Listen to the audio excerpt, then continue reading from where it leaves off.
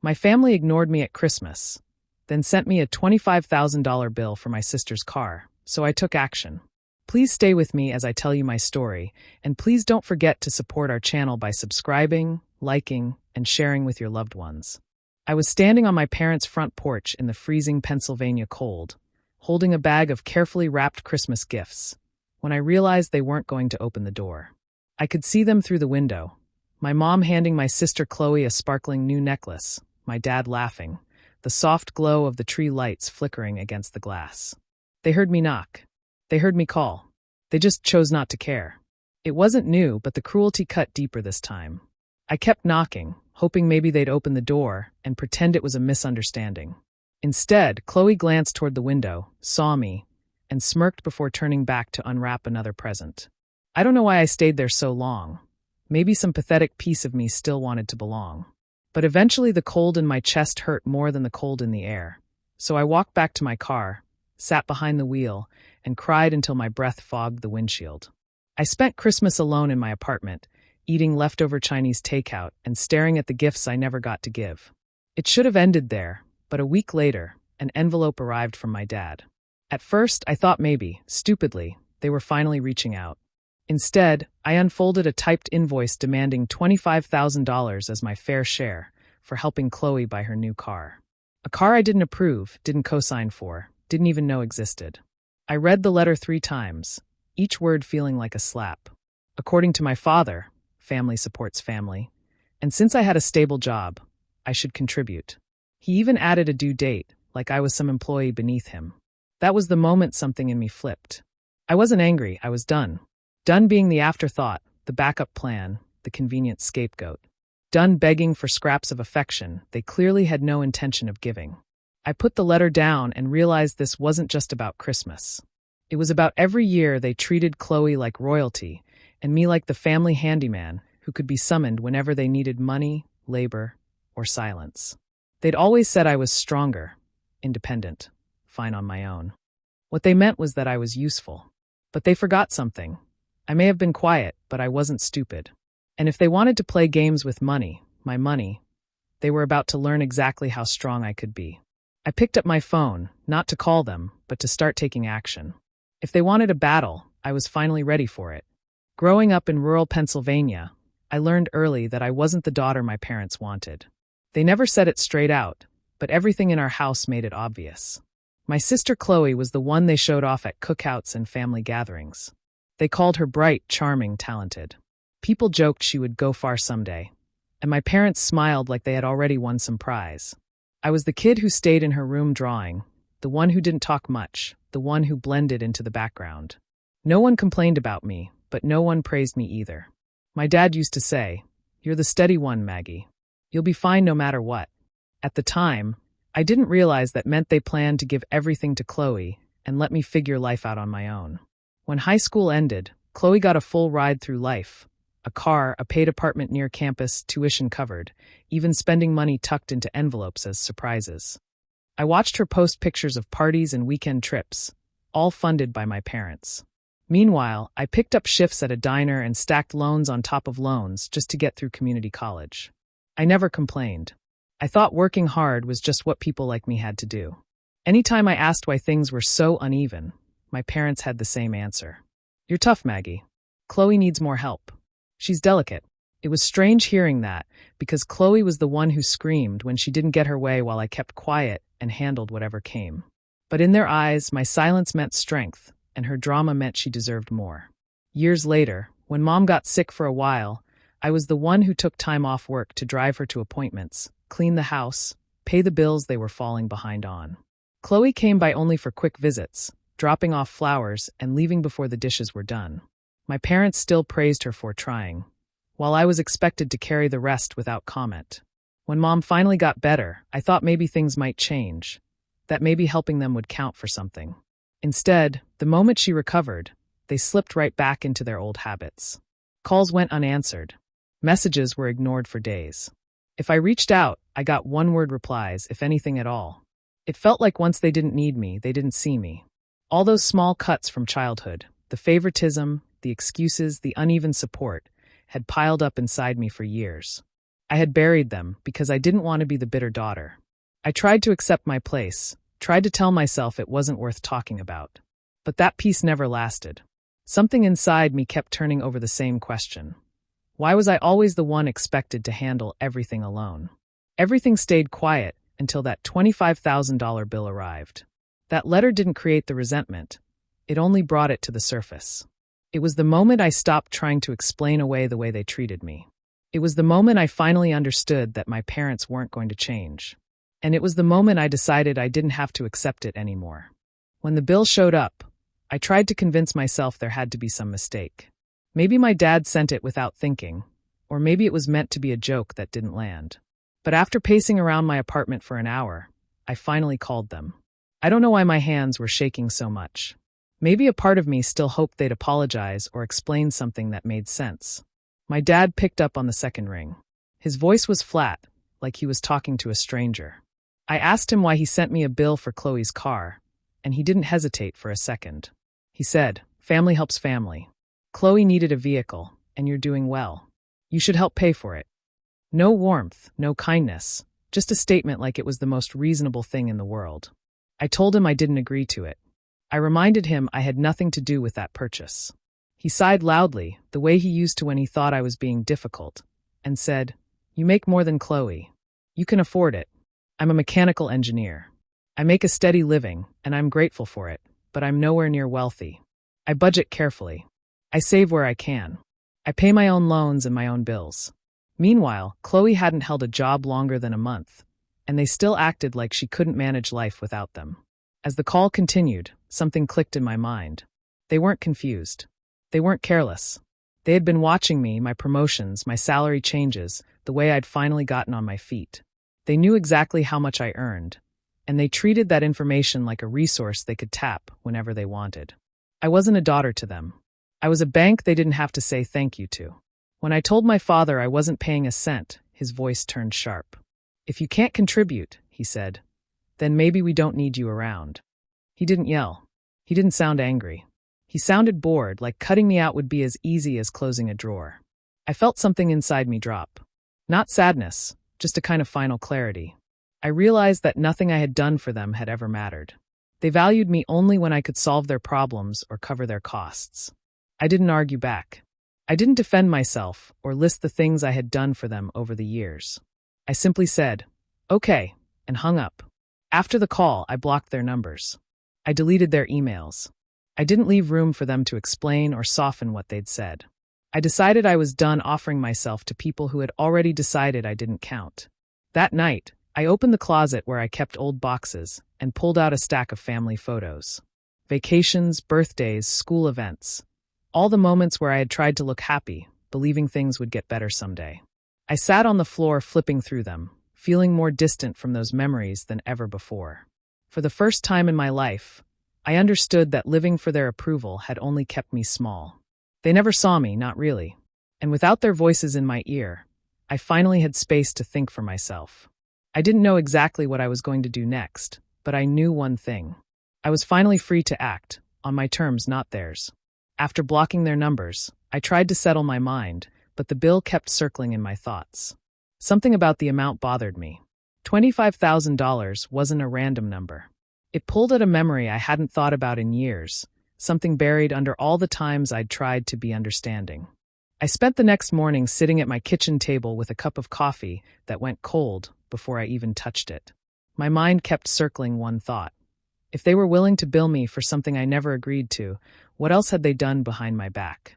I didn't want to jump to conclusions, but I also wasn't going to ignore warning signs anymore. I pulled out my laptop and began digging through old emails, loan statements, and anything connected to the car situation from years ago. Every document mattered now. I checked bank records showing the payments I had made for Chloe's old car, the letters from the lender when she fell behind, and the release statement when the loan was finally paid off. Piece by piece, I built a timeline. It wasn't emotional. It felt like assembling a puzzle where the final picture would show exactly what they had done with my name. As I went through everything, I realized I needed advice from someone who understood the legal side better than I did. That's when I thought of Ethan Moore. We had dated briefly in college before drifting apart, but we stayed friendly over the years. He worked as an attorney in town, dependable and level-headed, the kind of person you call when you need clarity. I messaged him and asked if he had time to meet. He replied within minutes, telling me to stop by his office later that afternoon. When I walked in, he greeted me with a warm smile that faded the moment he saw the stack of papers in my hand. I told him everything: the Christmas incident, the bill, the cosign from years ago, and how my father spoke to me on the phone. Ethan's expression hardened as he flipped through the documents. "This isn't just careless," he said quietly. "There are real issues here." I felt a knot in my stomach tighten. Hearing someone else say it out loud made everything feel heavier, more real. He asked if he could make copies, then went through each page carefully. He wasn't dramatic about it, but I could tell he was disturbed by what he saw. When he finished, he looked at me and said, "If you want help, I'm with you. But we need to be careful." We talked for nearly an hour, going through possibilities and what steps I should take next. At one point, he asked for details about the new car my parents bought for Chloe. I logged into a credit monitoring site, and we checked my recent reports together. That's when we found something that made my heart drop. Inquiries tied to the same bank that handled Chloe's old loan. It looked like they'd tried to reuse the old cosign information tied to me. Ethan sat back, shook his head slowly, and said, "They shouldn't have been able to do that. That's not legal." I didn't say anything. I just stared at the screen, feeling a mix of anger and disbelief. With Ethan's guidance, I filled out a fraud report. I submitted it quietly, without telling anyone. No warnings. No confrontations. No dramatic scenes. I didn't want them to know what I was doing, not yet. When I left Ethan's office, the air felt colder, sharper, almost electric. I walked to my car knowing something had shifted. They had crossed a line, and now I finally had the tools to respond. The trap wasn't loud or flashy. It was quiet, steady, and built from facts they never thought I'd uncover. And now it was ready. Late in January, when the holidays already felt far behind everyone else, I got a message from my mother asking me to come over for a peace dinner. The wording made me pause. They hadn't spoken to me since the phone call about the bill, and now suddenly they wanted a calm meal together. It didn't feel sincere, but I said yes anyway. Pretending to make amends was easier than letting them know I already had everything documented. When I arrived, the house smelled like roast chicken and cinnamon candles, an obvious attempt to make the place feel warm and welcoming. My mother greeted me with an overly bright smile, the kind she used when she wanted something. Chloe sat at the table scrolling on her phone, barely looking up. My father gave me a short nod, acting like nothing had happened. We sat down, and the small talk felt stiff. They asked about work, the weather, anything except the real reason they invited me. Every sentence sounded rehearsed, like they had practiced how to behave before I walked through the door. I played along, answering politely, pretending I didn't notice the tension hiding behind their smiles. Halfway through dinner, my father finally cleared his throat. His tone changed instantly, losing any softness he had tried to fake. "Maggie," he said, "about the payment issue, we need to settle that soon." I kept my face calm even though I felt a spark of anger. Instead of confronting him right away, I nodded slowly. "I've been looking into it," I said, keeping my voice steady. "I'm planning to transfer the funds soon." All three of them relaxed at once, as if they believed they had won. Chloe even smirked. My father leaned back in his chair, looking satisfied. They thought I was folding the same way I had so many times before. That was the moment I reached into my bag and pulled out a thick folder. I placed it on the table and pushed it toward the center. "Since we're talking about money," I said, "I brought something you all should see." My father's expression shifted. My mother's hands froze around her fork. Chloe looked confused. I opened the folder and began laying out papers one by one. Copies of the old loan documents, records of the payments I made, the bank statements showing the amounts, and the recent credit inquiry attached to my name. Then I placed the page with my father's signature, one I knew wasn't mine, right in front of him. The room went completely silent. No excuses, no interruptions, just shock. My father stared at the papers, his face draining of color. Chloe's eyes widened as she realized exactly what she had dragged me into. My mother covered her mouth, but no sound came out. I looked at each of them, letting the silence sit heavy between us. "You tried to charge me for something I already paid once," I said quietly. "And you used my name again without permission." I leaned back in my chair and added, "You wanted $25,000? You'll be paying me a lot more than that." No one spoke. There was nothing left for them to hide behind. In that moment, they finally understood I wasn't the same daughter who used to back down. I gathered the papers, stood up, and walked out, leaving them sitting in the quiet they created. The moment I stepped away from the table, the room exploded behind me. I hadn't even reached the hallway before I heard Chloe's chair scrape loudly against the floor. She ran after me, already crying, her voice breaking as she yelled that none of it was her fault. She kept blaming our father, saying he told her everything would be handled and that she never meant for things to go this far. I didn't turn around. I'd heard enough excuses from her to last a lifetime. Every time something went wrong, she pointed at someone else. This time, I wasn't giving her a soft landing. My mother came next, trying to step between us, whispering for everyone to calm down. Her hands shook as she reached for my arm, like she could pull me back to the dinner table and pretend nothing had happened. She spoke gently, asking if we could talk this out, but there was nothing left to discuss. I wasn't raising my voice, I wasn't arguing. I simply didn't respond to her attempts to smooth things over. I had made my choice long before dinner even began. While they scrambled behind me, I walked to the front door. The porch light was on, and the cold air hit me as soon as I opened it. I could see Ethan waiting in his car by the curb. We had arranged it earlier, just in case things turned ugly. I didn't need backup inside the house, but I needed someone who could step in the moment the truth came to light. My father finally caught up, opening the door wider, as if he could stop me by blocking the frame. His face was tight, not with sadness, but with anger. Anger that his plan had been exposed. Before he could say anything, Ethan stepped out of the car holding a sealed envelope. He walked up the path calmly, his expression steady, and handed the papers directly to my father. "These are the official notices," Ethan said. "You'll want to read them carefully." My father didn't take them at first. He just stared at Ethan like he'd been betrayed somehow. When he finally grabbed the envelope, his hands trembled. My mother looked from him to me, panic rising in her eyes. Chloe stood behind them, still crying, her mascara streaking down her cheeks. The three of them had always cared deeply about how the town viewed them. They ran a well-known small business, the kind of place people trusted for years. They loved being seen as the hard-working, reliable couple with two daughters who turned out just fine. They never imagined their behavior would show up on legal documents or involve consequences bigger than family arguments behind closed doors. But now reality was standing on their doorstep. Chloe screamed after me as I walked down the steps. She said I was ruining everything, that I was tearing the family apart. Her voice sounded almost desperate, like she finally understood that the roles had shifted and nothing would go back to how it was. I didn't answer her. I didn't need to. For once in my life, their reactions didn't control me. When I reached Ethan's car, I stopped for a moment and looked back. Not at them, but at the house where I'd spent years trying to earn affection that never came. The chaos behind me didn't touch me anymore. Somehow, in the middle of all that noise, I felt a calm I hadn't felt in years.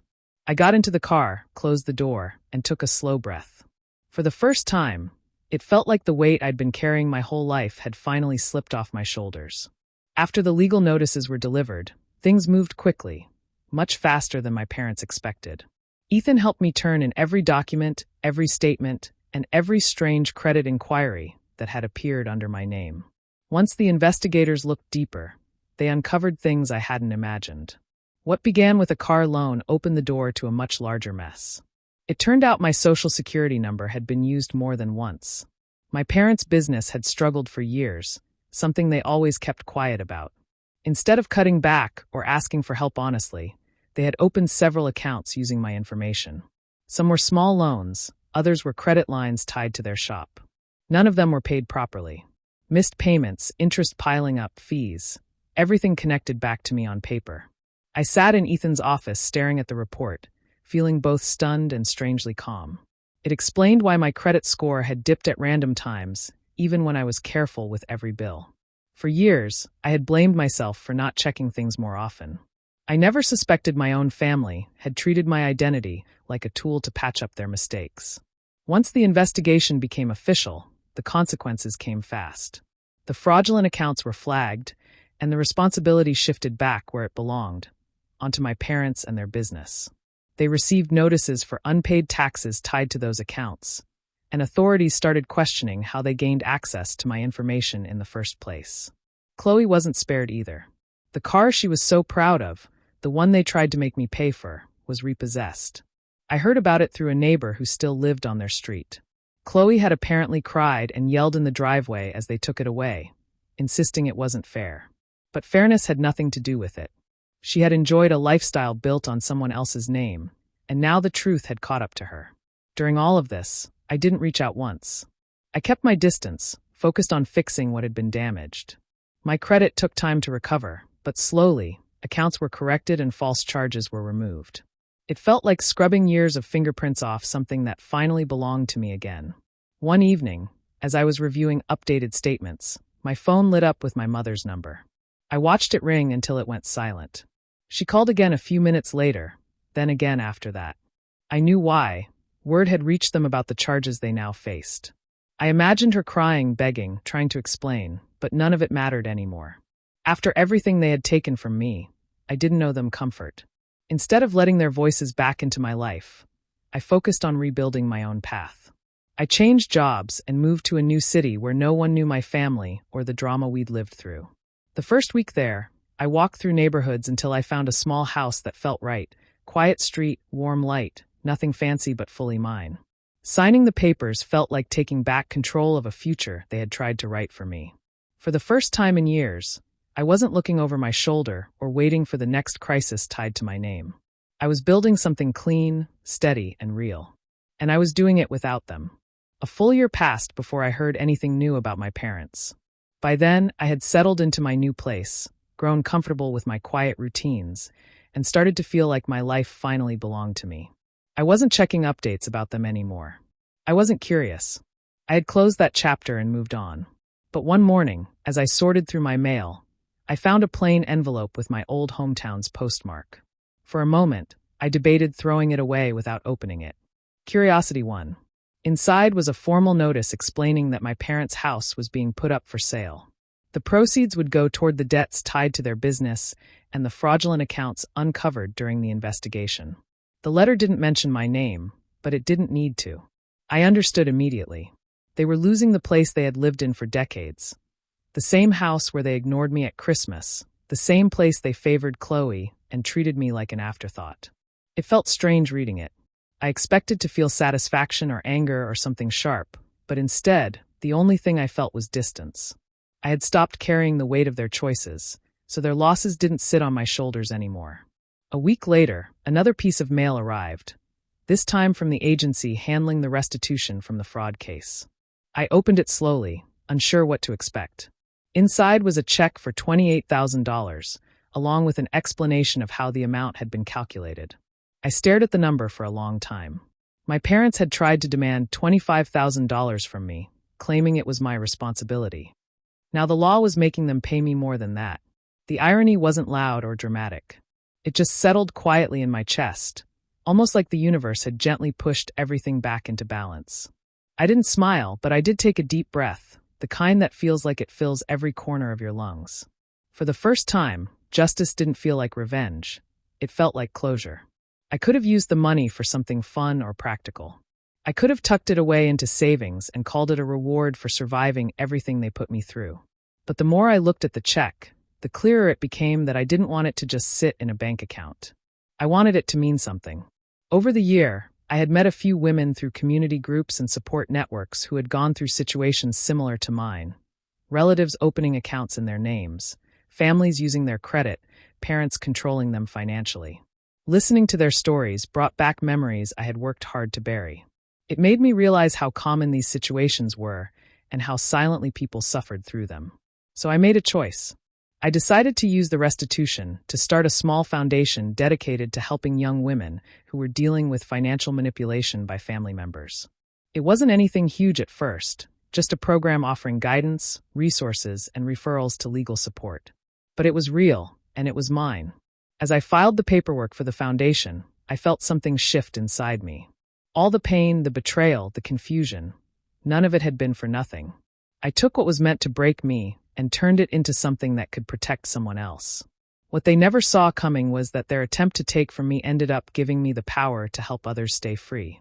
And that, more than anything, felt like the truest kind of justice. 2 years passed before I felt ready to drive back to the town where everything had fallen apart. I didn't go because I missed anyone or wanted answers. I went because I wanted to close the last door still open in my mind.